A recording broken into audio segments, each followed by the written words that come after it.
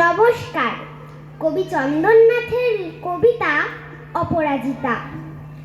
জানো মা, আমি না কবিতা লিখেছি, তোমরা পড়বে কি তা? মার কাছে গিয়ে খাতা মেলে ধরে ছোট্ট অপরাজিতা। রাগী চোখ মেলে মা তাকে বলেন, মাথা কি খারাপ হলো? ছাইপাশ সব না লিখে বরং অঙ্কের খাতা খোলো। মুখ ভার করে গুটি গুটি পায়ে গেল সে বাবার কাছে। কবিতা লিখেছি ও বাবা, তোমার দেখার সময় আছে? মুখটি না তুলে বললেন বাবা, কবিতা লিখেছো? বেশ, পড়বো তো বটেই, আগে খবরের কাগজটা করি শেষ।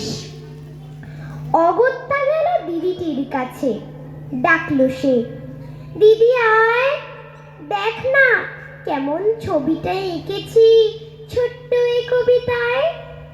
দিদির দু চোখ টিভি পর্দায় ঝলমলে রোশনায়।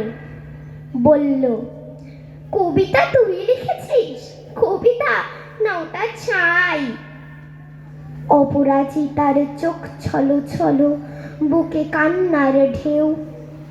তার লেখায় প্রথম কবিতা দেখলো না পড়ে কেউ।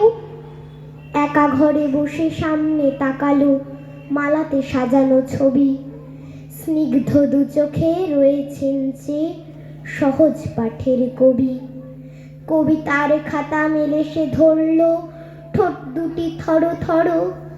বলল, ঠাকুর কেউ না পড়ুক, তুমি এ কবিতা পড়ো।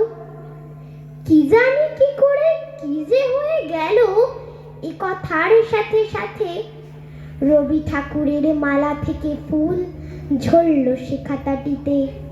মনে হলো তার সামনে দাঁড়িয়ে বুঝি রবীন্দ্রনাথ, মাথার উপর রাখলেন তার আদর মাখানো হাত। নমস্কার।